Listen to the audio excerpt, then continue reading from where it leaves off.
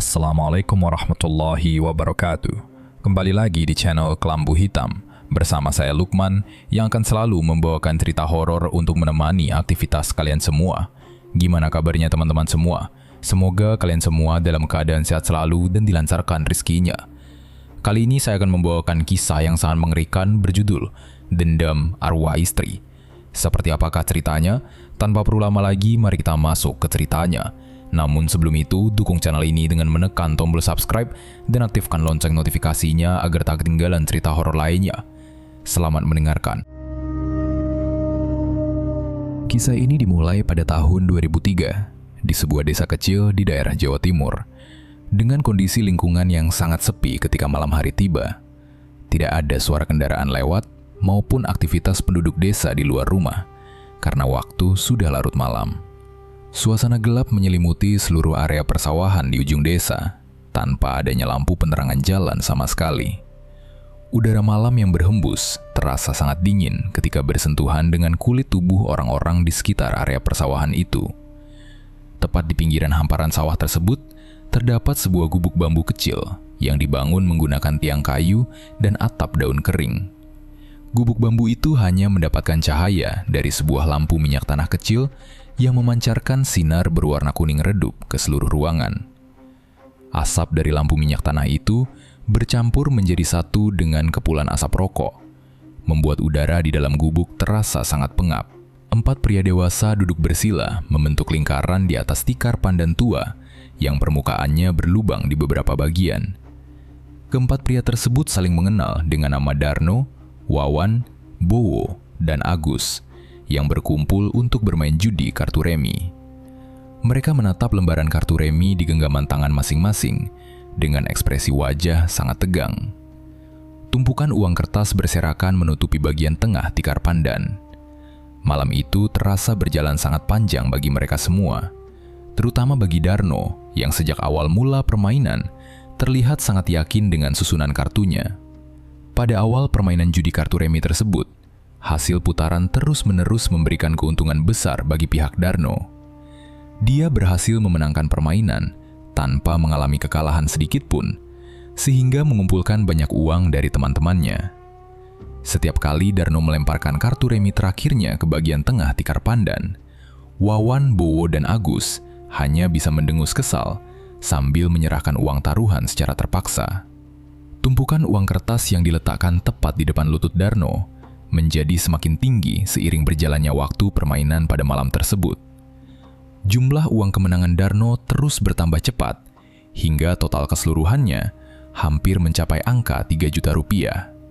Uang kertas yang terkumpul menjadi gundukan besar di hadapan Darno, membuatnya tersenyum lebar karena merasa sangat senang.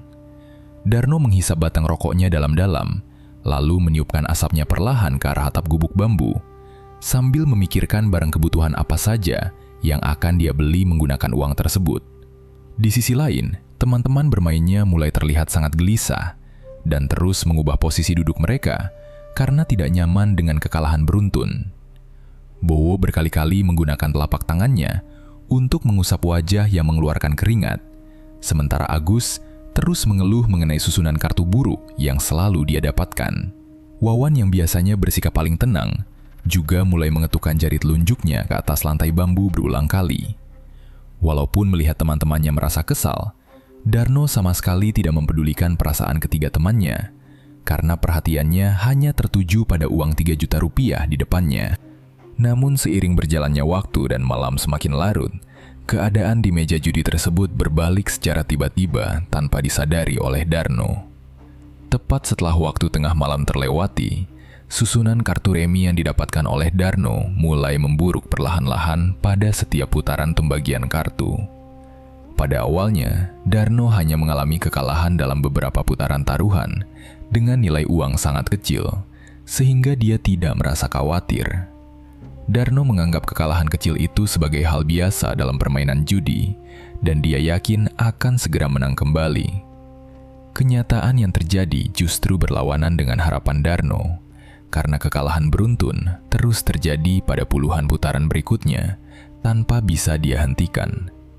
Tumpukan uang 3 juta rupiah yang sebelumnya berdiri tinggi di depan lutut Darno perlahan-lahan mulai berkurang drastis, ditarik kembali ke tengah lingkaran tikar pandan. Wawan, Bowo, dan Agus mulai tersenyum senang karena mereka berhasil mengambil kembali uang taruhan mereka sebelumnya, ditambah dengan uang pribadi milik Darno. Darno mencoba bersikap sangat tenang dengan cara menahan napasnya, tetapi udara di dalam gubuk bambu tersebut mulai terasa semakin sesak untuk dihirup. Darno membuat keputusan menambahkan jumlah uang taruhan secara maksimal karena berharap bisa mengambil kembali semua uang kekalahannya dalam satu kali putaran. Keputusan tersebut justru membuat keadaan keuangannya hancur ketika dia dinyatakan kalah total, sehingga uang 3 juta rupiah miliknya habis sama sekali tanpa sisa. Wajah Darno berubah sangat tegang dan kulitnya memucat ketika menatap area tikar pandan yang kosong melompong di depan lututnya. Melihat kondisi Darno yang sudah tidak memiliki selembar uang pun di tangannya, teman-temannya mulai membereskan kartu dan menatap pria itu. Wawan meletakkan sisa kartu reminya di atas tikar pandan, lalu berbicara kepada Darno. "Udah Dar, berhenti aja mainnya malam ini. Duit kamu juga udah habis bersih kan? Mending kamu pulang sekarang aja terus tidur di rumah. Besok pagi kan kamu masih harus kerja nyari duit," ucap Wawan dengan suara pelan namun terdengar tegas. Bowo ikut menganggukkan kepalanya perlahan menyetujui perkataan tersebut. "Iya, benaran kata si Wawan Dar. Jangan dipaksa lagi mainnya. Ntar malah makin hancur urusannya kalau kamu nekat mau main terus tanpa uang. Kamu itu memang udah kalah telak. Biarin aja malam ini kamu kalah total. Besok-besok kan masih bisa main lagi sama kita. Mending kamu istirahat aja dulu," tambah Bowo sambil merapikan tumpukan uang kertasnya. Agus yang sedang sibuk menghitung hasil kemenangannya juga ikut bersuara tanpa melihat ke arah Darno. "Ngapain kamu paksain sih Dar? Kamu tuh udah gak ada modal buat taruhan. Lagian kartu kamu dari tadi jelek terus. Kayaknya malam ini memang bukan rezekimu. Pulang aja sana, kok malah marah-marah," sahut Agus. Mendengar ucapan teman-temannya yang menyeru berhenti bermain, Darno justru merasa sangat marah. "Kalian kok seenaknya sendiri nyuruh aku pulang?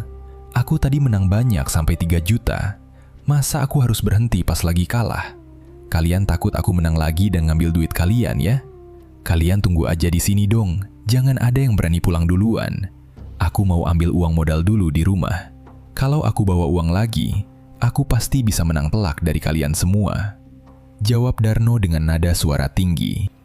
Darno langsung berdiri dari posisi duduknya secara kasar tanpa menunggu persetujuan teman-temannya, lalu berjalan keluar meninggalkan gubuk bambu tersebut. Darno melangkah cepat melewati jalan tanah di pinggir persawahan yang gelap, tanpa membawa uang sepeser pun di dalam saku celananya. Darno melangkah dengan kasar melewati jalanan tanah berdebu dan area rumput liar yang basah karena embun malam. Hingga akhirnya, dia melihat bangunan rumah kecilnya yang berdiri sendirian dekat pepohonan pisang. Rumah tempat tinggal keluarga Darno itu dibangun menggunakan dinding anyaman bambu yang sudah mulai rapuh termakan usia, serta beralaskan lantai tanah yang keras. Suara langkah kaki Darno terdengar sangat berat dan penuh tekanan ketika dia berjalan mendekati pintu depan rumah yang terbuat dari susunan lembaran papan kayu tipis. Tanpa memikirkan perasaan istri dan anak perempuannya yang sedang tidur lelap di dalam, Darno langsung mendorong pintu kayu tersebut dengan sangat keras menggunakan kedua tangannya hingga menimbulkan suara bantingan yang memecah keheningan malam secara tiba-tiba. Hawa dingin dari udara luar desa seketika masuk menyapu bagian ruang tamu yang berukuran sempit dan hanya diterangi oleh pancaran satu buah lampu pijar kecil berwarna kuning. Darno menutup pintu kayu itu kembali dengan bantingan keras, lalu berjalan mondar-mandir mencari keberadaan istrinya dengan napas memburu, layaknya orang yang kelelahan berlari. Keinginan kuat untuk segera mendapatkan uang modal taruhan baru benar-benar menguasai seluruh isi kepalanya secara penuh, sehingga dia mengabaikan sopan santun saat memasuki rumahnya sendiri malam itu.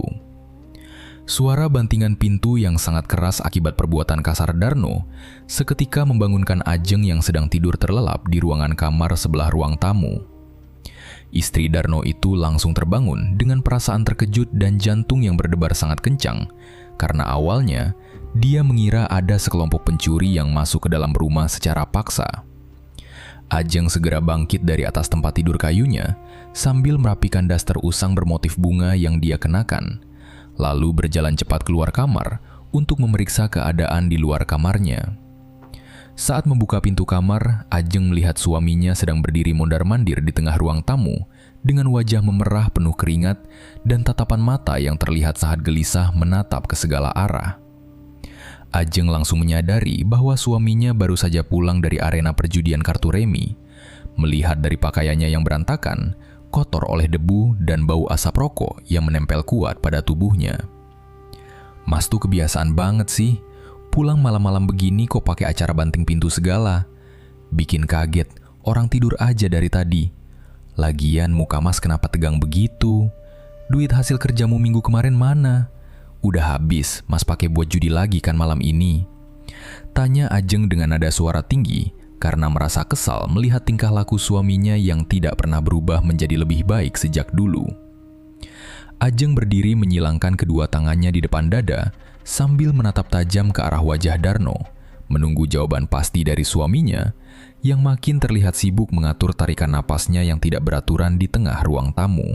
Mendengar pertanyaan istrinya yang bernada menuduh tersebut, Darno menghentikan langkah kakinya dan membalas tatapan tajam Ajeng dengan sorot mata yang dipenuhi rasa putus asa bercampur amarah yang sangat besar. Darno sama sekali tidak berusaha berbohong atau menyembunyikan kenyataan pahit mengenai kejadian yang baru saja dia alami di gubuk bambu tempatnya bermain judi kartu remi. Dia secara terus terang mengakui di depan istrinya bahwa semua uangnya yang berjumlah hampir 3 juta rupiah sudah habis tidak bersisa sama sekali karena mengalami kekalahan beruntun tanpa henti. Namun hal yang membuat keadaan menjadi semakin memburuk pada dini hari itu, Darno sama sekali tidak menunjukkan raut wajah penyesalan sedikit pun atas kekalahan besarnya yang merugikan keluarga. Darno justru menunjukkan sikap yang sangat memaksa dan agresif untuk mendapat tambahan uang modal secepat mungkin agar dia bisa kembali berjudi pada malam itu juga. "Iya, memang duitku habis semua malam ini buat taruhan. Terus kenapa kalau habis? Kamu nggak usah banyak protes dulu, aku butuh uang cepat sekarang juga buat balik ke sana. Kamu ambil tabungan yang kamu simpan rapi di lemari baju itu sekarang juga. Aku mau pinjam uang itu buat modal main judi lagi. Aku tadi sempat menang banyak sampai 3 juta. Aku beneran yakin pasti bisa menang lagi dan balikin uangmu berlipat ganda kalau aku bawa modal sekarang juga. Cepat kamu ambil uangnya, Jeng. Jangan bikin aku nunggu lama di sini." Perintah Darno dengan suara keras dan nada bicara sangat kasar. Darno melangkah maju mendekati istrinya dengan sikap tubuh mengancam sambil menunjuk jarinya secara kasar ke arah pintu kamar tidur berulang kali, meminta Ajeng segera menyerahkan seluruh harta simpanan keluarga mereka tanpa banyak bertanya. Permintaan suaminya yang sama sekali tidak masuk akal itu membuat Ajeng terkejut luar biasa hingga kedua matanya terbuka sangat lebar menatap wajah Darno yang terlihat sudah kehilangan akal sehat. Ajeng menolak keras permintaan suaminya tersebut karena uang tabungan itu adalah murni hasil kerja kerasnya selama berbulan-bulan dengan cara menyisihkan uang belanja dapur sedikit demi sedikit dengan penuh kesabaran. Uang tabungan yang disimpan rapi itu sebenarnya sudah dipersiapkan secara khusus oleh Ajeng untuk membayar seluruh biaya pendaftaran masuk sekolah menengah atas bagi putri sematawayang mereka, Sulis, pada bulan depan. Selain untuk keperluan sekolah menengah atas Sulis, uang tabungan tersebut juga dipersiapkan oleh Ajeng sebagai dana darurat keluarga untuk membeli beras putih ketika musim kemarau panjang tiba agar mereka tidak menderita kelaparan. Menyadari suaminya secara sadar berniat merampas masa depan pendidikan anak kandung mereka sendiri hanya demi keserakahan di meja judi, amarah Ajeng seketika meledak sangat hebat hingga tidak tertahankan lagi pada dini hari itu. "Mas tuh beneran gak tahu diri ya jadi laki-laki. Enak aja nyuruh aku ngasih uang tabungan itu.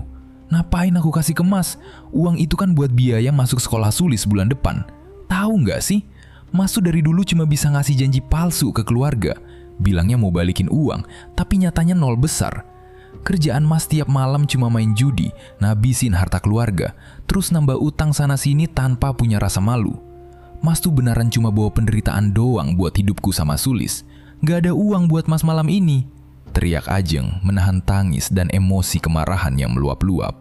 Penolakan keras dari istrinya, beserta segala bentuk caci maki yang baru saja dilontarkan secara langsung oleh Ajeng, memicu perubahan drastis di dalam isi kepala Darno yang sudah dipenuhi oleh keputusasaan. Suara teriakan marah istrinya terasa berdenging sangat kencang di telinga Darno, membuat jalan pikirannya menjadi semakin gelap tanpa memiliki arah tujuan yang jelas selain melampiaskan rasa marahnya. Darno merasa harga dirinya sebagai seorang suami sekaligus kepala keluarga telah diinjak-injak hingga hancur berkeping-keping oleh istrinya sendiri, tepat ketika dia sedang berada dalam kondisi mental paling terpuruk akibat kekalahan di meja judi.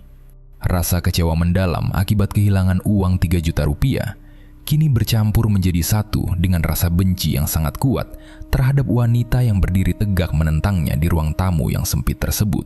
Otot kedua lengan Darno mulai menegang dan mengeras secara perlahan, seiring dengan kedua telapak tangannya yang mengepal kuat di sisi tubuh, hingga buku-buku jarinya berubah warna memutih menahan emosi. Napas Darno berubah menjadi semakin pendek dan bersuara berat setiap kali udara keluar melalui hidungnya. Sementara kedua matanya terus menatap tajam tanpa berkedip ke arah wajah Ajeng yang masih menunjukkan ekspresi menantang tanpa rasa takut sedikit pun terhadap suaminya. Pertengkaran mulut yang awalnya hanya berupa saling adu suara di ruang tamu sempit berlantai tanah itu, seketika berubah arah menuju tindakan kebrutalan fisik yang sangat mengerikan pada malam tersebut.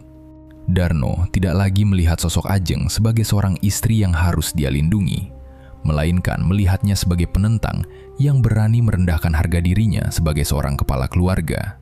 Tanpa mengeluarkan sepatah kata pun sebagai peringatan, Darno langsung mengangkat tangan kanannya tinggi-tinggi ke udara dan mengayunkannya dengan tenaga penuh ke arah wajah istrinya yang berdiri tepat di hadapannya. Telapak tangan Darno yang kasar dan besar melayangkan sebuah tamparan yang sangat keras, tepat mengenai bagian pipi kiri Ajeng, sehingga menghasilkan suara benturan yang sangat nyaring terdengar di seluruh ruangan. Tamparan keras tersebut membuat keseimbangan tubuh Ajeng langsung menghilang seketika, sehingga tubuh wanita itu terhuyung mundur ke belakang dengan langkah kaki yang sangat tidak beraturan. Dorongan dari tamparan itu begitu kuat hingga punggung Ajeng akhirnya membentur dinding anyaman bambu rumah mereka dengan suara hantaman yang cukup keras.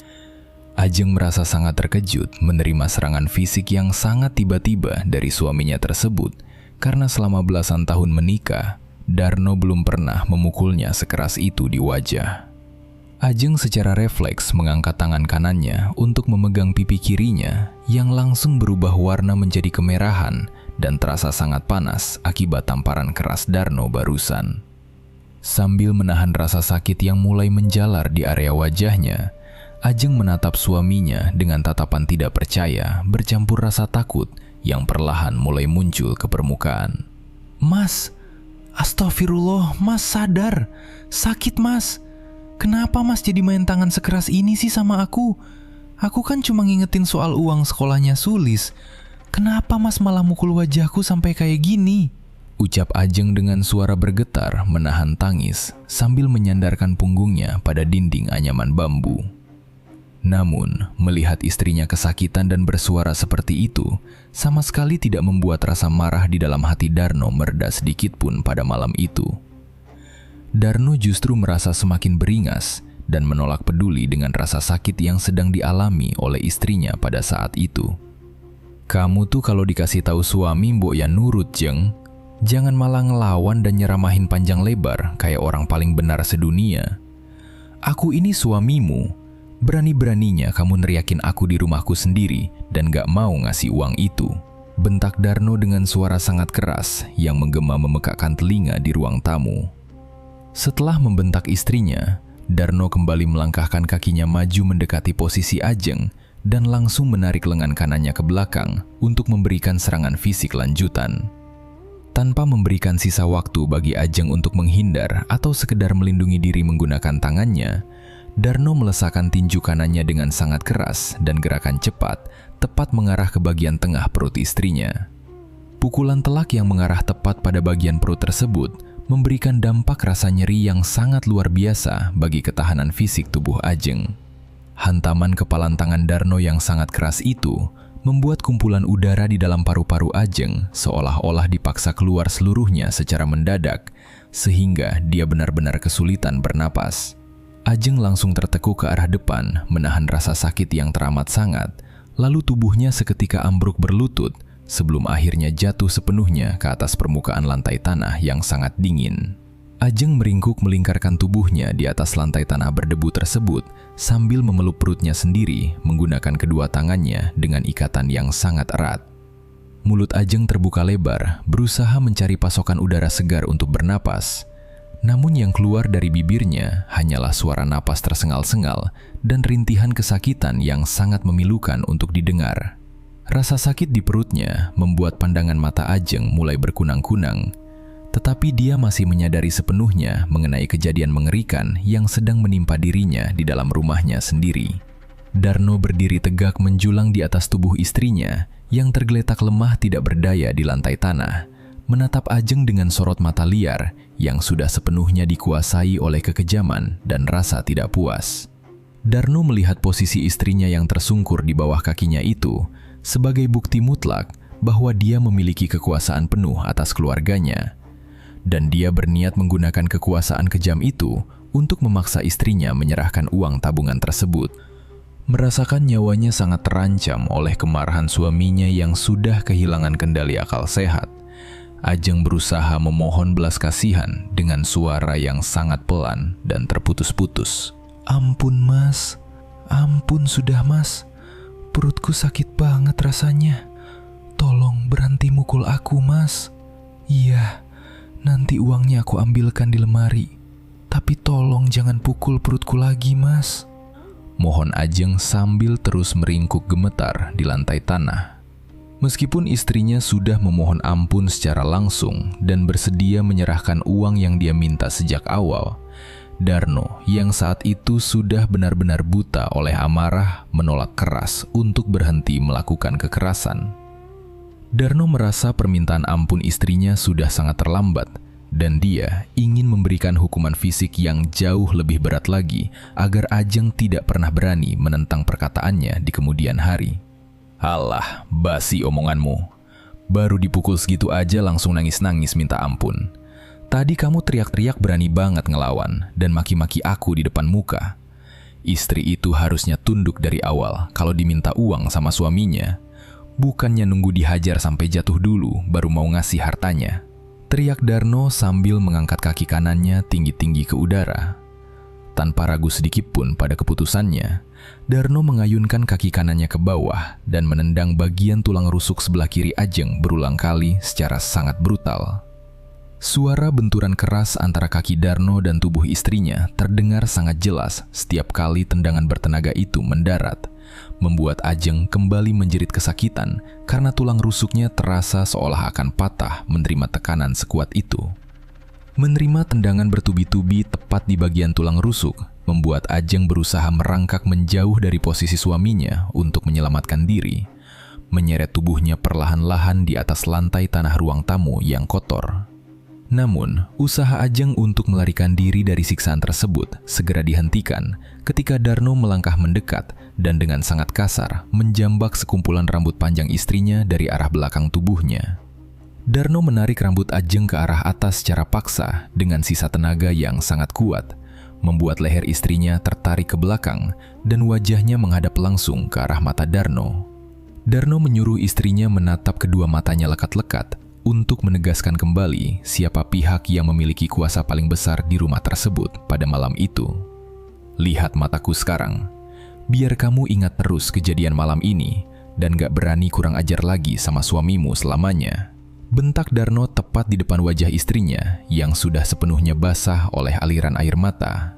Setelah melepaskan jambakannya dari rambut Ajeng secara kasar, Darno kembali melayangkan tinju keras menggunakan tangan kanannya berulang kali ke arah wajah istrinya tanpa memperdulikan teriakan tangisnya. Pukulan pertama mendarat sangat keras di bagian rahang bawah Ajeng hingga membuat kepala wanita itu terlempar ke arah samping, disusul oleh cairan darah segar yang mulai mengalir deras keluar dari sudut bibirnya yang pecah akibat hantaman. Suara keributan yang sangat keras berupa teriakan kemarahan dan suara hantaman benda tumpul dari arah ruang tamu akhirnya menembus dinding kamar tidur Sulis pada dini hari tersebut. Putri tunggal Darno dan Ajeng yang baru saja menginjak usia 14 tahun itu seketika terbangun dari tidur lelapnya secara mendadak. Tubuh Sulis langsung menegang kaku di atas kasur kapuk dan jantungnya berdebar sangat kencang ketika dia mendengar dengan jelas suara ibunya menjerit kesakitan, memohon ampun kepada bapaknya. Rasa takut yang luar biasa mulai menyelimuti pikiran gadis remaja tersebut, karena selama hidupnya, dia belum pernah mendengar pertengkaran kedua orang tuanya sampai melibatkan suara pukulan fisik sekeras itu. Sulis menyingkirkan selimut tipisnya secara perlahan agar tidak menimbulkan suara decitan dari ranjang kayunya. Lalu dia menurunkan kedua kakinya hingga menyentuh permukaan lantai kamar yang terasa sangat dingin. Dengan kondisi tubuh yang mulai bergetar menahan ketakutan, Sulis melangkah jinjit perlahan-lahan mendekati arah pintu kamarnya yang terbuat dari susunan papan kayu tipis. Dia tidak berani membuka pintu tersebut secara penuh karena takut ketahuan oleh bapaknya yang sedang mengamuk di luar kamar. Sulis hanya berani menempelkan wajahnya ke permukaan pintu kayu yang kasar dan mengintip dari sebuah celah kecil berukuran memanjang yang ada di antara sambungan papan pintu untuk melihat keadaan di ruang tamu. Mengintip dari celah kecil tersebut, kedua mata Sulis membesar sempurna saat melihat pemandangan yang sangat mengerikan sedang terjadi di bagian ruang tamu rumahnya. Dia melihat tubuh ibunya sudah terkapar lemas, membelakangi dinding anyaman bambu, dengan wajah dipenuhi cairan darah berwarna merah gelap yang mengalir deras dari bagian bibir dan pelipis matanya. Tepat di dekat posisi tubuh ibunya yang tergeletak tidak berdaya, bapaknya berdiri dengan napas terengah-engah, dan kedua telapak tangan yang mengepal sangat kuat, layaknya orang yang baru saja melakukan pekerjaan angkat beban. Sulis tidak bisa menahan rasa sedih dan ngerinya melihat kondisi ibunya yang diam tidak bergerak sama sekali di atas lantai tanah berdebu tersebut. Tanpa bisa dia cegah, air mata mulai mengalir deras, membasahi kedua pipi Sulis akibat perasaan panik yang benar-benar tidak bisa dia kendalikan lagi. Dalam kondisi sekujur tubuh yang gemetar hebat, Sulis mengeluarkan suara panggilan yang sangat pelan dan lirih dari mulutnya, karena berharap ibunya akan memberikan respons. "Ibuk, Ibuk bangun, Buk," panggil Sulis dengan suara bergetar dan napas terputus-putus. Suara panggilan Sulis tersebut memang sangat pelan, tetapi keheningan yang menyelimuti ruang tamu setelah bapaknya berhenti melakukan pemukulan membuat suara lirih gadis remaja itu terdengar sangat jelas melintasi ruangan. Darno yang pendengarannya menjadi sangat peka akibat ketegangan emosi, secara langsung memutar kepalanya dengan gerakan cepat, menatap tajah ke arah celah pintu kamar putrinya. Darno sama sekali tidak menunjukkan raut wajah bersalah atau bentuk penyesalan apapun saat menyadari anak kandungnya baru saja melihat seluruh perbuatan kejam tersebut secara langsung. Darno justru merasa sangat terganggu dan menganggap Sulis sedang berusaha ikut campur untuk membela ibunya dari hukuman. Darno mengambil langkah panjang dengan cepat mendekati pintu kamar Sulis, lalu menarik gagang pintu kayu itu hingga terbuka lebar secara sangat kasar. Sulis yang terkejut melihat pintu kamarnya ditarik paksa, langsung mengambil langkah mundur. Namun gerakan bapaknya bergerak jauh lebih cepat daripada usahanya untuk melarikan diri ke dalam kamar. Darno langsung mengulurkan tangan kanannya ke depan dan mencengkeram bagian lengan atas Sulis menggunakan tenaga yang sangat kuat, hingga kuku-kuku jarinya menekan kulit putrinya secara dalam. "Ampun, Pak, lepasin tanganku, Pak, sakit banget. Bapak kenapa mukulin ibu sampai berdarah kayak gitu, Pak?" teriak Sulis merintih kesakitan sambil berusaha menarik lengannya dari cengkeraman tangan bapaknya dengan sisa tenaganya.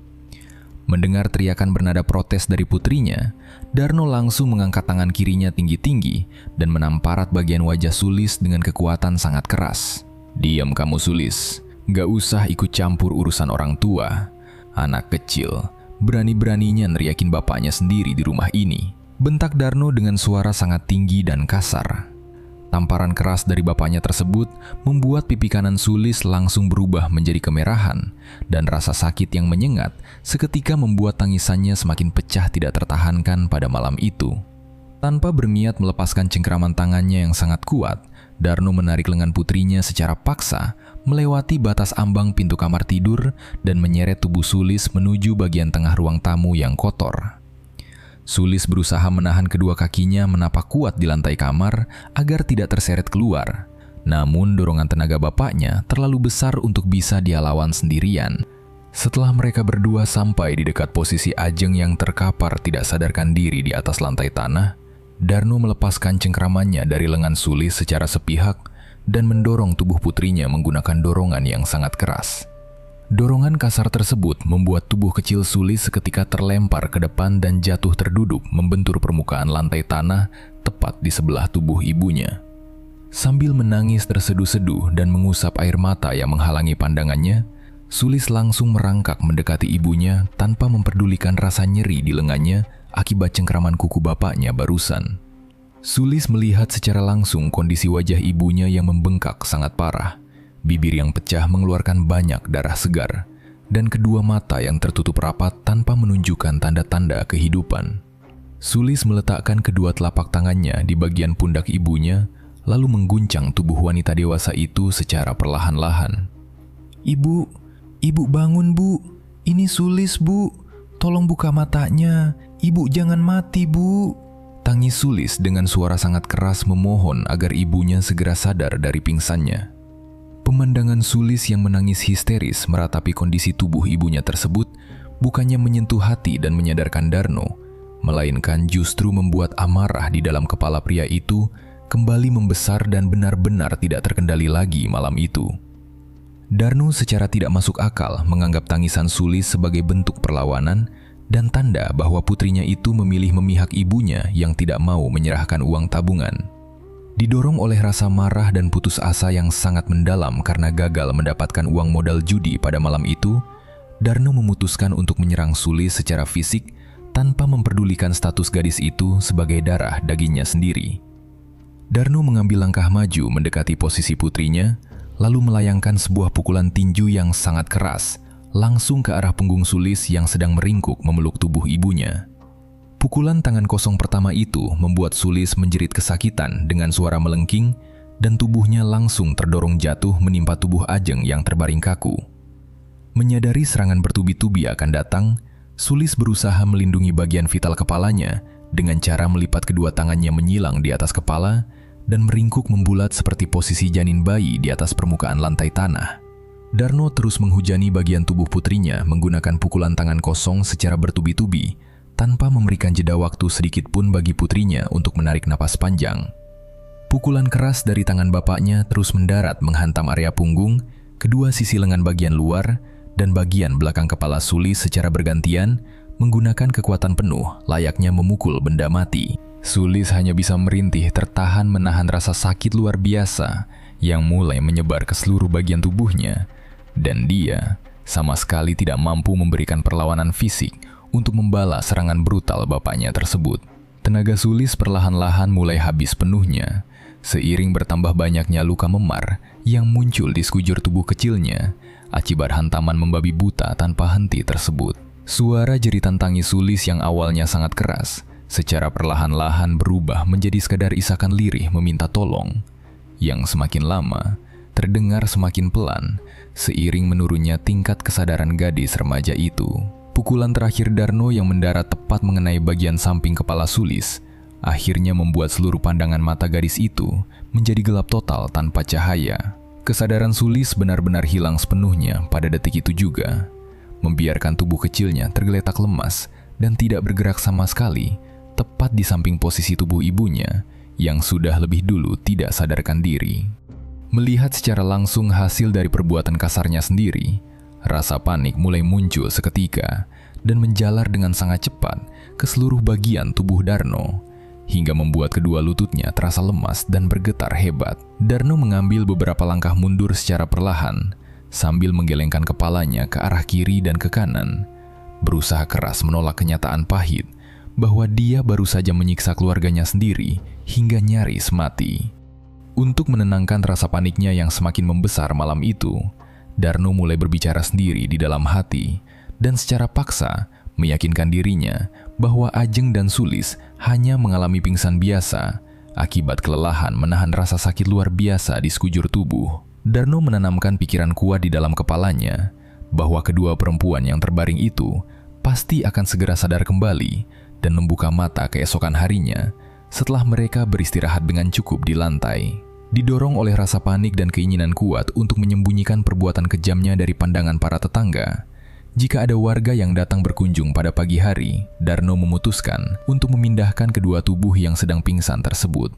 Dengan kedua telapak tangan yang mulai bergetar sangat hebat menahan rasa takut, Darno berjongkok perlahan dan mengangkat tubuh kecil Sulis terlebih dahulu dari atas lantai tanah ruang tamu.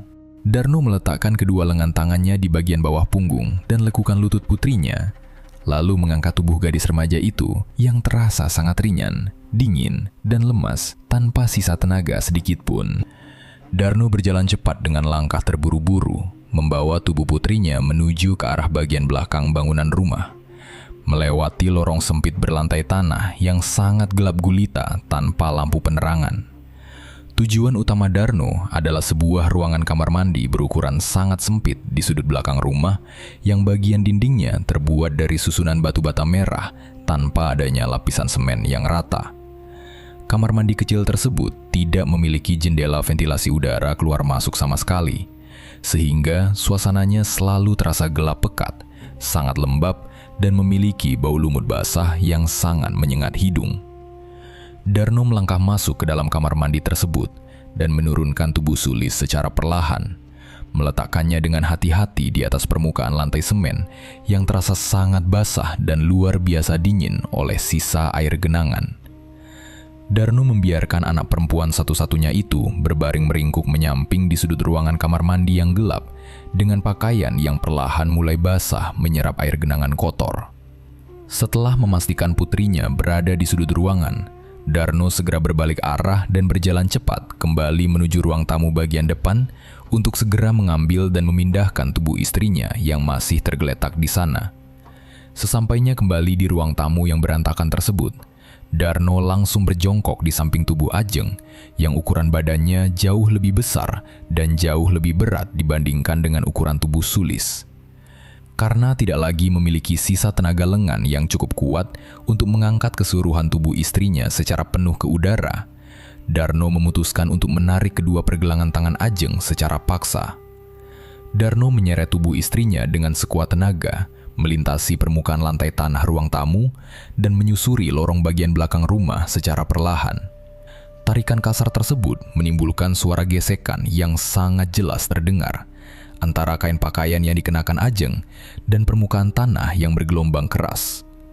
Darno menarik napas berat berkali-kali dari hidungnya untuk menahan rasa lelah di sekujur tubuh, hingga akhirnya dia berhasil menarik dan membawa tubuh istrinya masuk ke dalam ruangan kamar mandi kecil yang sama.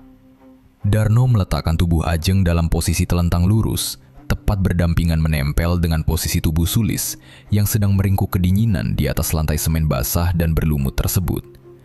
Setelah memastikan dengan kedua matanya bahwa tubuh anak dan istrinya sudah terbaring bersebelahan di dalam satu ruangan yang tersembunyi dengan rapat, Darno melangkah mundur keluar dari kamar mandi. Dia membiarkan daun pintu kayu kamar mandi itu sedikit terbuka membentuk celah sempit agar tetap ada sedikit sirkulasi udara luar yang masuk ke dalam ruangan gelap tersebut. Darno segera berlari cepat menuju kamar tidurnya, mengambil sebuah jaket kain tipis berwarna hitam kusam, lalu melarikan diri keluar meninggalkan rumahnya pada waktu pagi buta, sesaat sebelum matahari memunculkan cahayanya dari ufuk timur. Niat utama Darno melarikan diri pada jam sepagi itu adalah untuk segera mencari pinjaman uang tunai ke rumah teman-temannya, agar dia bisa memiliki modal hidup dan pergi menjauh dari rumah. Keesokan paginya, ketika matahari sudah bersinar cukup terang menyinari pedesaan, Darno berjalan berkeliling desa mendatangi rumah teman-teman bermain judinya, yaitu Wawan, Bowo, dan Agus secara bergantian satu persatu. Darno mengetuk daun pintu rumah mereka dengan raut wajah memelas kelelahan, dan langsung meminta pinjaman uang tunai sebesar 5 juta rupiah dengan alasan keadaan yang sangat mendesak. "Wan, tolongin aku hari ini. Aku butuh banget pinjaman uang 5 juta rupiah sekarang juga, buat urusan keluarga yang sangat penting. Nanti pasti aku ganti secepatnya utang ini kalau aku udah dapat kerjaan bangunan borongan lagi," ucap Darno saat bertemu Wawan di depan halaman rumahnya. Namun, Wawan langsung menolak mentah-mentah permintaan itu dengan raut wajah yang menunjukkan rasa tidak suka. Nggak ada, Dar. Duit dari mana aku 5 juta pagi-pagi begini? Lagian kamu itu dari dulu kalau pinjam uang ke orang nggak pernah dikembalikan tepat waktu. Kerjamu cuma numpuk utang ke tetangga. Ujung-ujungnya uang pinjaman itu pasti langsung habis kamu pakai buat main kartu lagi. Aku nggak mau rugi ngasih kamu utangan duit, jawab Wawan dengan nada bicara sinis sambil memalingkan wajahnya.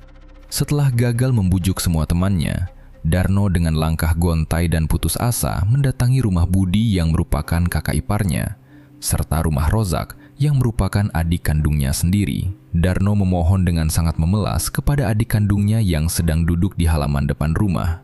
"Zak, tolongin masmu ini sekali aja. Mas lagi butuh uang 5 juta hari ini. Keadaan di rumah lagi susah banget buat makan. Kamu kan baru selesai panen padi.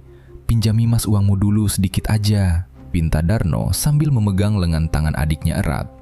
Rozak segera menarik tangannya dan menatap Darno dengan sorot mata sangat tajam. "Maaf mas, aku nggak berani ngasih pinjam uang sebanyak itu ke Mas Darno. Aku tahu rekam jejak Mas Darno selama ini buruk banget. Uang panenku pasti habis di meja judi lagi kalau aku kasih. Aku mending simpan uang panenku ini buat makan istri dan anakku sendiri," tolak Rozak secara tegas tanpa keraguan. Penolakan keras dari seluruh teman bermain judi dan anggota keluarga terdekatnya tersebut membuat Darno benar-benar kehilangan harapan sama sekali untuk mendapatkan uang tunai 5 juta rupiah pada hari itu. Selama 2 hari penuh berturut-turut setelah peristiwa penolakan tersebut, Darno hanya bisa berjalan kaki luntang-lantung, menyusuri jalanan tanah tanpa arah tujuan yang jelas, mengelilingi daerah pinggiran desa dan area persawahan yang letaknya sangat jauh dari kawasan permukiman warga. Darno terpaksa menahan rasa haus dan lapar di perutnya karena dia sama sekali tidak memiliki uang kertas sepeser pun di saku celananya untuk membeli makanan ringan atau minuman di warung pinggir jalan terdekat. Darno sama sekali tidak berani memutuskan untuk melangkahkan kakinya pulang ke rumahnya sendiri karena isi pikirannya terus-menerus dibayangi oleh rasa takut yang luar biasa besar, membayangkan kondisi fisik istri dan anak perempuannya yang dia tinggalkan sendirian di dalam ruangan kamar mandi. Pada malam harinya yang sangat dingin, Darno terpaksa menyusup masuk secara diam-diam ke dalam sebuah bangunan gudang penyimpanan padi kosong milik seorang teman lamanya yang kebetulan pintunya tidak dikunci dari luar. Di dalam gudang luas yang keadaannya sangat gelap gulita dan berdebu tebal tersebut, Darno terpaksa membaringkan tubuhnya, tidur beralaskan beberapa lembar karung goni tua yang baunya sangat apek dan berdebu. Rasa lapar yang mulai menggerogoti dinding perutnya dan hembusan hawa dingin malam hari yang langsung menembus kulit badannya membuat Darno sangat kesulitan memejamkan kedua matanya untuk beristirahat. Pada waktu pagi hari yang udaranya cukup cerah, seorang wanita paruh baya bernama Mbok Sumi berjalan kaki menyusuri jalanan tanah pedesaan dengan membawa sebuah bakul bambu berukuran sedang yang diikat menggunakan selembar kain selendang di punggungnya. Mbok Sumi adalah seorang janda tua yang bekerja setiap hari sebagai penjual bubur sumsum keliling di desa tersebut, dan dia merupakan orang yang sudah sangat mengenal keluarga Darno sejak lama. Ajeng adalah salah satu pelanggan tetap yang hampir setiap pagi selalu menyempatkan diri membeli bubur sumsum buatan Mbok Sumi untuk sarapan anak perempuannya Sulis sebelum berangkat ke sekolah. Pagi itu, Mbok Sumi melangkahkan kakinya mendekati halaman depan rumah Darno yang terlihat sangat berantakan dan sunyi tanpa ada tanda-tanda aktivitas manusia di luar ruangan. Pintu depan rumah yang terbuat dari papan kayu terlihat tertutup, tetapi jendela rumah tidak ada yang terbuka satupun untuk membiarkan sirkulasi udara pagi masuk ke dalam. Mbok Sumi melepaskan ikatan selendang dari bahunya, meletakkan bakul bambu dagangannya di atas balai-balai bambu depan rumah, lalu berjalan mendekati daun pintu depan untuk memanggil penghuni rumah. "Jeng Ajeng, ini Mbok Sumi datang bawa bubur sumsum pesananmu, Jeng. Buka pintunya dong, Jeng. Mumpung buburnya masih hangat banget ini buat sarapan Sulis," panggil Mbok Sumi dengan suara keras berulang kali ke arah pintu kayu rumah. Namun, panggilan keras dari penjual bubur sumsum itu sama sekali tidak mendapatkan jawaban lisan atau suara langkah kaki dari dalam rumah, melainkan hanya dibalas oleh keheningan yang terasa aneh bagi wanita tua tersebut. Karena merasa penasaran tidak ada jawaban dari dalam rumah selama beberapa menit berdiri di depan, Mbok Sumi memutuskan untuk mendorong daun pintu papan kayu tersebut menggunakan kedua tangannya secara perlahan-lahan. Pintu depan rumah Darno ternyata sama sekali tidak dikunci dari bagian dalam, sehingga langsung terbuka lebar, memperlihatkan kondisi ruang tamu berlantai tanah yang sangat berantakan. Mbok Sumi melangkahkan kakinya masuk ke dalam area ruang tamu dan melihat beberapa kursi kayu dalam keadaan terbalik di lantai, serta jejak-jejak seretan kain yang kotor di atas lantai tanah berdebu. Sesaat setelah dia berdiri diam di tengah ruang tamu, hidung Mbok Sumi secara tiba-tiba mencium sebuah aroma udara yang sangat tajam dan sangat tidak sedap menyapu wajahnya dari arah bagian belakang rumah. Bau udara tersebut merupakan campuran antara bau amis dari darah segar yang sudah mengering tebal dan bau busuk menyengat dari daging yang mulai mengalami proses pembusukan secara alami. Mbok Sumi langsung mengangkat ujung kain daster batiknya untuk menutupi bagian hidung dan mulutnya, karena bau busuk tersebut terasa sangat tebal terhirup hingga membuat dinding perutnya berkontraksi menahan mual. Ya Allah Gusti, bau busuk apa sih ini di dalam rumah? Kok menyengat banget sampai bikin perutku mual begini? Bau amisnya beneran kayak ada daging bangkai hewan yang mati lama banget di dalam rumah. Jeng Ajeng, kamu di mana Jeng? Kok rumahmu berantakan terus banyak lalat dan bau busuk begini? Ucap Mbok Sumi berbicara sendiri sambil mengedarkan pandangan matanya mencari keberadaan Ajeng ke seluruh sudut ruang tamu yang berantakan.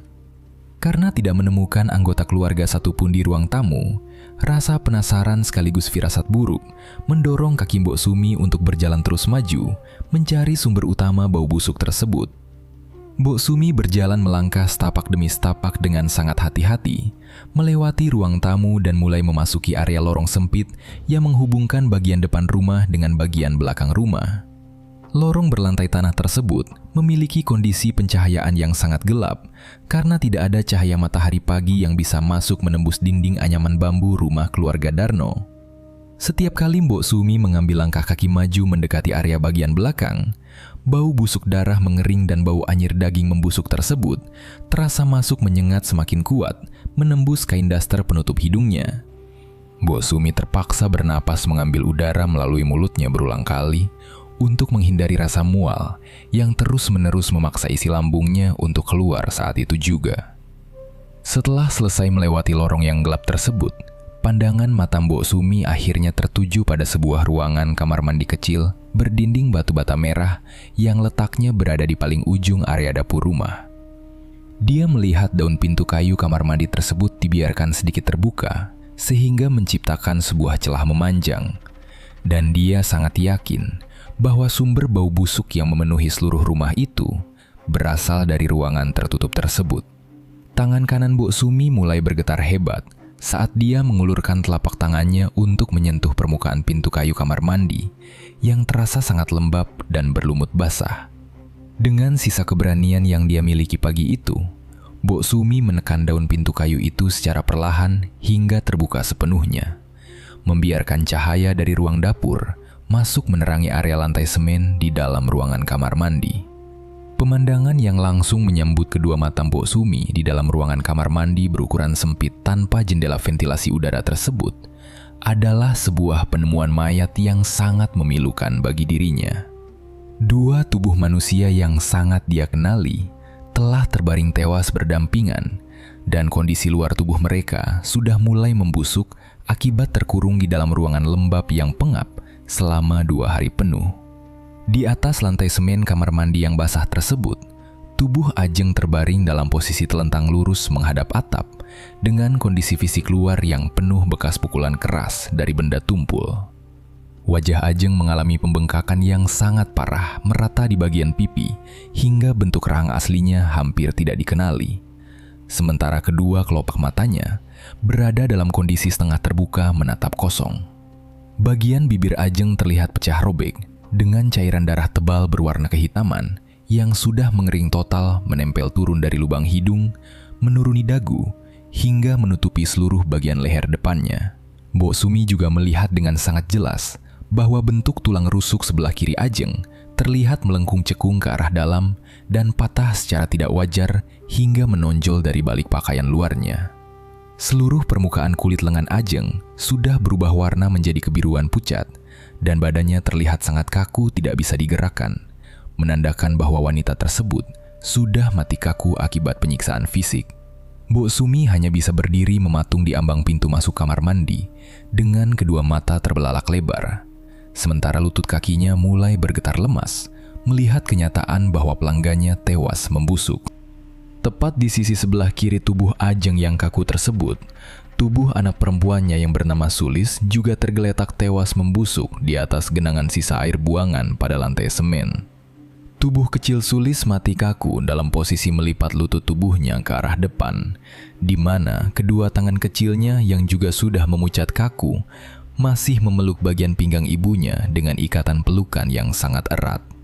Wajah gadis remaja tersebut dipenuhi oleh sekumpulan luka memar berwarna ungu kehitaman yang menyebar merata di bagian dahi, kedua sisi pipi, dan bagian pelipis matanya. Kedua mata Sulis tertutup rapat dengan posisi mulut yang sedikit terbuka menganga, sementara rambut hitam panjangnya menempel kuat merata pada lantai semen karena cairan darah kental bercampur keringat yang sudah mengering menjadi satu. Pemandangan tragis ibu dan anak kandung yang tewas berdampingan dalam ruangan sempit itu seketika menghancurkan pertahanan mental Mbok Sumi hingga dia melepaskan pegangan tangan dari ujung daster penutup hidungnya.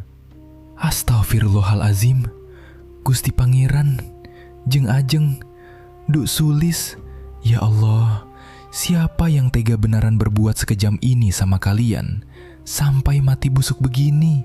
Teriak Mbok Sumi dengan suara menjerit sangat keras dan bergetar hebat memecah keheningan di dalam rumah. Rasa takut dan kepanikan yang luar biasa membesar langsung menguasai seluruh jalan pikiran janda tua penjual bubur tersebut tanpa bisa dia kendalikan. Tanpa membuang waktu berpikir lagi, Mbok Sumi langsung membalikan badannya ke belakang dan berlari sekencang mungkin keluar dari rumah Darno dengan langkah kaki yang tersandung-sandung menyusuri lantai ruang tamu. Begitu dia berhasil melewati pintu depan dan berada di pekarangan luar yang terang, Mbok Sumi langsung berteriak histeris sekeras-kerasnya untuk meminta pertolongan warga sekitar rumah.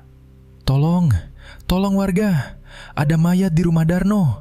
Jeng Ajeng sama Sulis mati dibunuh. Pak RT, tolong cepat ke sini, ada orang mati membusuk di dalam. Jerit Mbok Sumi sambil menangis memanggil para tetangga. Hingga akhirnya, berita penemuan dua mayat tersebut langsung menyebar dengan sangat cepat, meramaikan seluruh penjuru desa. Pada hari keempat setelah pelariannya dari rumah, kondisi fisik Darno di dalam gudang kosong benar-benar sudah mencapai batas akhir pertahanan seorang manusia hidup karena dia sama sekali tidak memasukkan makanan atau minuman ke dalam mulutnya. Rasa lapar yang sangat hebat terus-menerus menggerogoti dinding lambungnya hingga menimbulkan rasa perih yang melilit. Sementara rasa haus membuat kerongkongannya terasa sangat kering hingga dia kesulitan sekedar menelan air ludahnya sendiri. Didorong oleh rasa lapar yang sudah tidak bisa ditahan lagi dan rasa bersalah yang terus menghantui pikirannya setiap detik, Darno akhirnya membuat sebuah keputusan nekat untuk pulang ke rumahnya secara diam-diam. Darno merayap keluar dari dalam bangunan gudang penyimpanan padi tersebut pada siang hari ketika sinar matahari sedang bersinar sangat terang dan memancarkan panas terik yang langsung menyengat kulit. Dia berjalan kaki menyusuri jalan setapak tanah di tengah hamparan area persawahan yang sangat sepi dari aktivitas manusia, secara sengaja berusaha menghindari jalan raya utama desa agar keberadaannya tidak terlihat oleh warga sekitar. Langkah kaki Darno terasa sangat berat, lambat, dan lututnya bergetar hebat karena kehabisan sumber tenaga. Tetapi dia terus memaksakan diri melangkah perlahan menuju arah rumahnya. Pikirannya saat itu sangat kacau balau, di mana dia secara paksa berharap bahwa istri dan anak perempuannya ternyata sudah bangun dari keadaan pingsan dan sedang menunggunya pulang. Namun, saat jarak langkah kakinya sudah semakin dekat dengan area pekarangan rumahnya, Darno tiba-tiba menghentikan langkah kakinya secara mendadak karena kedua telinganya mendengar suara keramaian yang sangat bising dari arah halaman rumahnya. Darno segera merendahkan posisi tubuhnya dan berjalan mengendap-endap bersembunyi di balik batang kayu pohon mangga berukuran sangat besar yang tumbuh rindang tepat di seberang jalan depan rumahnya. Dari balik tempat persembunyiannya yang sedikit terhalang oleh rimbunan daun mangga tersebut, Darno mengintip ke arah depan dan kedua matanya langsung terbelalak lebar melihat kondisi rumahnya siang itu. Halaman depan rumah Darno yang biasanya sepi, kini sudah dipenuhi oleh kerumunan puluhan warga desa yang berdiri berdesakan mengelilingi seluruh batas pekarangan rumah berlantai tanah tersebut. Selain puluhan warga desa yang berkumpul, Darno juga melihat kehadiran sebuah mobil patroli dan beberapa orang polisi berseragam lengkap yang sedang membentangkan tali pembatas kepolisian berwarna kuning mengelilingi depan pintu rumah. Di dekat pintu itu juga terdapat sosok Pak RT yang sedang berbicara dengan raut wajah serius kepada salah satu petugas kepolisian yang memegang buku catatan kecil. Jantung Darno berdebar sangat kencang menabrak bagian dalam dinding dadanya saat matanya menangkap sebuah pemandangan yang seketika menghancurkan perasaannya, tepat di atas lantai beranda depan rumahnya.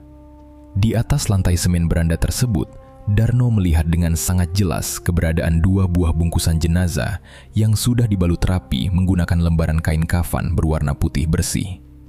Satu bungkusan kain kafan tersebut memiliki ukuran panjang tubuh orang dewasa, sementara satu bungkusan kain kafan lainnya berukuran jauh lebih pendek yang secara jelas menandakan ukuran tubuh seorang anak remaja.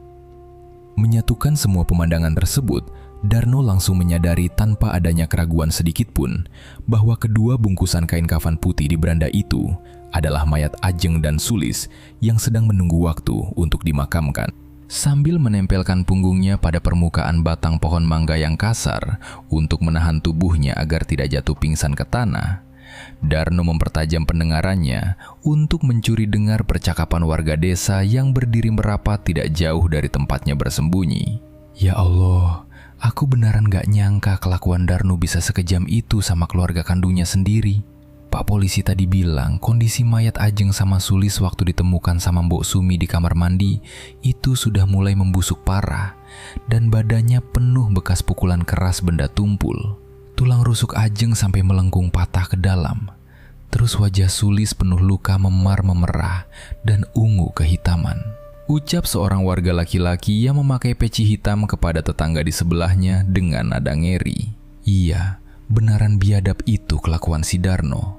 Istri sama anak kandung sendiri dipukuli sampai mati kaku, terus disembunyikan di kamar mandi sempit berhari-hari tanpa ventilasi.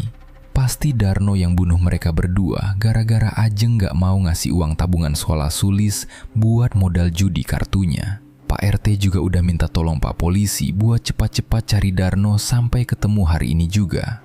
Kalau sampai Darno berani menampakkan mukanya masuk ke desa ini lagi, mending langsung kita tangkap, terus kita hajar rame-rame aja pakai kayu sampai mati. Biar dia tahu rasa dan bayar nyawa keluarganya. Balas warga lainnya dengan nada suara sangat marah sambil mengepalkan tangan kanannya kuat-kuat ke udara. Mendengar percakapan para tetangganya yang dipenuhi oleh rasa amarah dan dendam tersebut, seluruh persendian tulang di tubuh Darno terasa langsung lemas, kehilangan tenaga sepenuhnya akibat rasa takut yang luar biasa. Mendengar semua penjelasan rinci dari mulut para warga desa mengenai kondisi mayat istri dan anaknya, penyangkalan yang selama 2 hari ini dibangun di dalam pikiran Darno akhirnya runtuh seketika tanpa menyisakan bantahan apapun. Darno akhirnya disadarkan secara paksa pada sebuah kenyataan mutlak bahwa dia telah benar-benar melakukan perbuatan pembunuhan secara langsung terhadap istri dan anak perempuan kandungnya sendiri menggunakan kedua tangan kosongnya pada malam kejadian tersebut. Fakta harfiah bahwa Ajeng dan Sulis tewas akibat luka pukulan parah darinya dan membusuk di dalam ruangan gelap kamar mandi membuat rasa penyesalan yang luar biasa besar langsung memenuhi dada Darno hingga dia merasa kesulitan bernapas. Darno menutup mulutnya rapat-rapat menggunakan kedua telapak tangannya yang kotor oleh debu, lalu menangis dengan sangat hebat dalam posisi jongkok di balik batang pohon mangga tersebut, tanpa berani mengeluarkan suara isakan tangis sedikit pun. Air mata mengalir sangat deras keluar dari kedua matanya, membasahi wajahnya yang kusam, meratapi kebodohan dan kebiadabannya sendiri yang telah membunuh seluruh anggota keluarganya secara permanen hanya demi keserakahan judi kartu remi. Namun, di tengah tangisannya yang sangat menyedihkan tersebut, rasa takut yang jauh lebih dominan tiba-tiba muncul dan menutupi rasa penyesalannya. Darno merasa sangat ketakutan membayangkan sekujur tubuhnya akan dipukuli beramai-ramai menggunakan balok kayu oleh seluruh warga desa yang sedang marah besar. Dan dia juga sangat takut, membayangkan dirinya harus dikurung di dalam ruangan penjara kepolisian yang gelap dan dingin selama sisa masa hidupnya. Rasa takut akan rasa sakit secara fisik dan hilangnya kebebasan hidup secara penuh membuat Darno menolak keras untuk keluar dari tempat persembunyiannya, untuk menyerahkan diri dan mempertanggungjawabkan perbuatannya kepada pihak kepolisian. Didorong oleh sifat pengecut dan keinginan kuat untuk menyelamatkan nyawanya sendiri dari ancaman amuk masa warga desa secara brutal, Darno memutar balik arah badannya dan melangkah menjauh dari batang pohon mangga tersebut secara diam-diam. Darno melangkah dengan gerakan cepat dan merundukkan kepalanya saat masuk kembali ke dalam area persawahan. Berlari sejauh mungkin, meninggalkan rumah dan wilayah desanya tanpa pernah menoleh ke arah belakang lagi. Dia terus memaksakan kedua kakinya berlari melintasi jalanan tanah berdebu di tengah area persawahan, menghindari setiap orang yang melintas, hingga akhirnya dia tiba di pinggir jalan raya aspal lintas provinsi pada sore hari menjelang waktu petang turun. Dengan sisa tenaga, tarikan napas terakhir yang dia miliki, Darno mengangkat tangannya memberikan isyarat dan berhasil menumpang bagian belakang sebuah kendaraan truk barang berukuran besar tanpa atap penutup yang sedang melaju kencang ke arah luar kota. Darno langsung duduk meringkuk, menyembunyikan posisi tubuhnya di antara tumpukan karung barang di atas bak truk kayu tersebut, membiarkan roda kendaraan itu membawanya pergi sangat jauh, meninggalkan seluruh jejak pembunuhannya di desa. Perjalanan menumpang truk barang tersebut memakan waktu selama berjam-jam, melewati berbagai daerah lintas kota, sambil menahan hembusan angin malam jalan raya yang terasa sangat dingin membekukan kulit. Pada akhirnya, Darno memutuskan untuk melompat turun dari bak truk di sebuah wilayah pinggiran kota yang berjarak sangat jauh dari letak desa asalnya.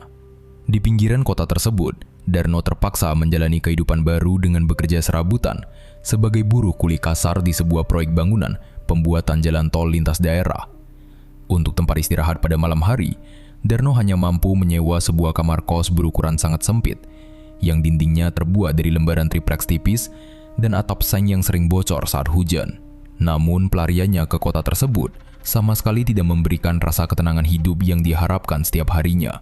Dosa masa lalunya karena telah membunuh istri dan anak kandungnya sendiri secara brutal langsung mengejar kehidupannya tanpa ampun. Sejak malam pertama dia tidur di kamar kos tersebut, Darno mulai dihantui secara terus-menerus oleh penampakan arwah Ajeng dan Sulis.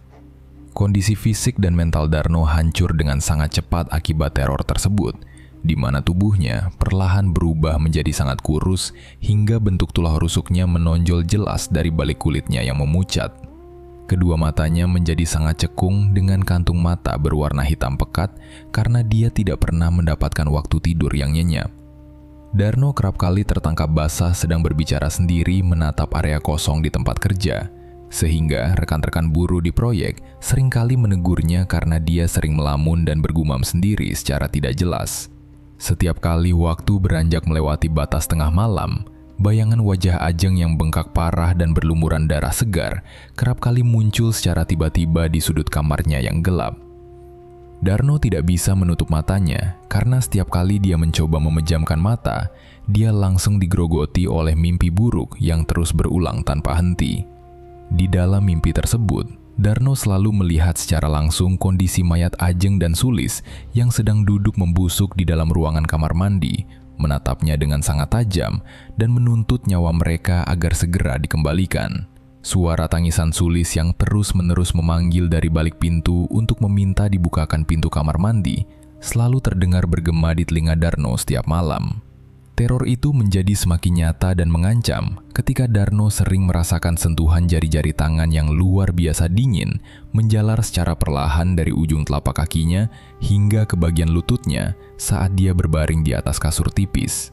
Darno hanya bisa meringkuk di sudut kamar kosnya sambil menutup kedua telinganya rapat-rapat menggunakan telapak tangan, merintih ketakutan menahan rasa dingin hingga matahari pagi kembali bersinar menerangi celah dinding tripleks kamarnya. Pada siang hari saat dia bekerja, mengangkat beban di bawah terik matahari lokasi proyek jalan tol, teror arwah tersebut tidak juga berhenti mengganggunya barang sedetik pun. Darno sedang berdiri mematung karena dia melihat sosok Ajeng berdiri diam memanggil namanya dari balik tumpukan besi beton panjang, mengenakan daster batik sobek yang sama persis saat malam pembunuhan kejam itu terjadi. Tiba-tiba, seorang rekan buru bernama Maman datang dari arah belakang dan menepuk bahu Darno dengan tepukan yang sangat keras untuk menyadarkannya dari lamunan. "Dar, kamu kenapa lagi sih? Kok bengong aja dari tadi liatin tubukan besi itu? Ayo, cepet diangkat semennya. Mandor udah marah-marah. Ntar kalau kerjaan kita lambat begini terus." "Kamu beneran sakit atau gimana sih? Ngomong sendiri terus dari kemarin?" tegur Maman dengan suara lantang. Darno yang terkejut langsung menggelengkan kepalanya dengan cepat tanpa memberikan jawaban sepatah kata pun, lalu segera berjalan mengambil satu karung semen seberat 50 kg dari gudang. Namun, puncaknya terjadi tepat ketika Darno sedang mengangkat karung semen tersebut ke atas bahu kanannya. Darno tiba-tiba melihat wajah Ajeng muncul kembali dengan jarak yang sangat dekat, tepat di depan hidungnya, membisikkan tuntutan nyawa dengan hembusan napas yang terasa sangat dingin membekukan area wajah Darno. "Mas, kembalikan nyawaku sama Sulis, Mas." Bisik suara arwah istrinya tersebut bergema secara jelas dan menyeramkan di telinga Darno. Karena merasa sangat terkejut dan ketakutan hebat, Darno langsung melepaskan pegangan tangannya hingga menjatuhkan karung semen itu ke atas permukaan tanah liat hingga isinya pecah berhamburan. Rekan-rekan kerjanya segera meneriaki Darno karena merusak bahan bangunan, tetapi Darno hanya bisa terduduk lemas di atas tanah, menyadari sepenuhnya bahwa dia tidak akan pernah bisa melarikan diri dari teror arwah keluarganya. Pada malam harinya, setelah kejadian jatuhnya semen di lokasi proyek, dengan kondisi jiwa yang sudah hancur dan menyerah sepenuhnya, Darno berjalan kaki keluar dari kamar kosnya tanpa memiliki arah tujuan hidup yang pasti. Darno berjalan terseok-seok kelelahan menuju ke sebuah lahan kosong berumput tinggi yang banyak ditumbuhi oleh pepohonan mangga liar. Letaknya tepat di bagian belakang area proyek bangunan tempatnya bekerja pada siang hari. Di tangan kanannya, Darno membawa seutas tali rami bertekstur kasar berukuran cukup panjang yang dia ambil diam-diam dari dalam gudang penyimpanan alat proyek pada sore hari tadi. Udara malam di lahan kosong tersebut terasa sangat dingin menembus tulang dan kondisinya sangat sepi. Tidak ada satupun orang yang melewati jalan tanah tersebut karena letaknya yang jauh dari jalan raya utama kota.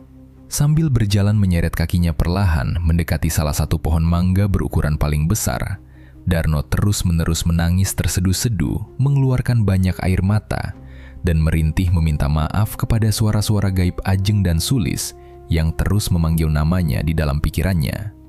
"Jeng, Sulis, tolong maafkan aku, Nduk. Ampuni bapakmu ini. Aku tahu aku salah besar. Aku benaran minta maaf udah nyiksa kalian berdua sampai mati di rumah.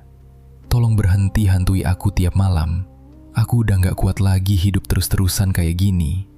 Nyawaku buat kalian berdua malam ini, Jeng." Ratap Darno dengan suara parau yang putus-putus, menahan rasa takut dan sesak pernapasan di dadanya. Setibanya tepat di bawah batang dahan pohon mangga liar yang menjulur kuat ke arah bawah, Darno memanjat sebuah batu besar berbentuk bulat yang tergeletak di dekat akar pohon tersebut untuk dijadikan tumpuan pijakan kedua kakinya. Dengan telapak tangan yang gemetar hebat, Darno mengikatkan satu ujung tali rami yang kasar itu secara sangat kuat pada bagian tengah dahan pohon. Lalu dia membuat sebuah simpul jeratan melingkar dan mengalungkannya tepat menutupi bagian lehernya sendiri. Sesaat sebelum Darno memutuskan untuk menendang batu pijakannya ke arah bawah, dia menatap lurus ke arah tanah di depannya dan melihat sosok bayangan Ajeng dan Sulis sedang berdiri berdampingan menunggunya dalam diam dari bawah pohon tersebut. Kedua arwah istri dan anak kandungnya itu menatap Darno tanpa berkedip dengan wajah yang masih penuh luka memar dan darah yang mengering tebal. Menyadari bahwa waktu hidupnya di dunia ini sudah benar-benar habis, Darno memejamkan kedua matanya rapat-rapat, lalu menendang batu pijakan tersebut menggunakan kedua kakinya sekuat tenaga. Tubuh kurus Darno langsung terayun ke arah bawah hingga jeratan tali rami kasar itu seketika menarik bagian lehernya dengan kekuatan penuh akibat beban tubuhnya sendiri. Tarikan kasar dan mendadak tersebut langsung mematahkan tulang leher Darno dan menghentikan aliran napasnya pada detik itu juga, membiarkan tubuhnya berayun perlahan di bawah pohon mangga liar dalam keheningan malam yang sunyi. Keesokan paginya, ketika matahari baru saja memunculkan cahayanya, Sesosok mayat Darno ditemukan dalam keadaan menggantung kaku oleh rekan-rekan buruh bangunannya yang kebetulan sedang berjalan kaki melintasi lahan kosong tersebut. Kondisi jenazah Darno sangat mengerikan untuk dilihat secara langsung, dengan kulit wajah yang membiru pekat akibat kekurangan oksigen, lidah yang sedikit menjelur keluar dari sela bibir, dan kedua matanya terbelalak terbuka lebar menatap ke arah bawah. Karena Darno tidak membawa selembar kartu tanda pengenal diri atau identitas yang jelas sejak pertama kali bekerja di proyek jalan tol tersebut, pihak kepolisian setempat hanya mengurus jenazahnya sebagai buruh harian lepas tak dikenal yang melakukan tindakan bunuh diri. Berita kematian Darno yang sangat tragis itu pada akhirnya sampai juga ke telinga warga desa kampung halamannya beberapa hari kemudian, melalui penyebaran informasi dari pihak kepolisian yang melacak jejak pelarian korban. Seluruh warga desa yang mendengar kabar kematian tersebut langsung menganggap nasib tragis Darno sebagai sebuah bentuk hukuman karma balasan yang setimpal, karena pria itu tidak tahan dihantui oleh kebiadaban perbuatannya sendiri. Sementara itu, di desa asal mereka di Jawa Timur, mayat Ajeng dan Sulis telah dimakamkan dengan sangat tenang secara berdampingan di sebuah area pemakaman kecil yang letaknya tepat di bagian belakang bangunan masjid desa, mengakhiri kisah tragis keluarga yang dihancurkan oleh keserakahan judi tersebut untuk selamanya. Cerita pun berakhir. Terima kasih buat teman-teman yang udah menyimak cerita ini sampai akhir. Buat teman-teman yang baru bergabung, jangan lupa untuk subscribe dan aktifkan lonceng notifikasinya. Nantikan cerita horor terbaru dari Kelambu Hitam. Saya Lukman, mohon pamit undur diri. Wassalamualaikum warahmatullahi wabarakatuh.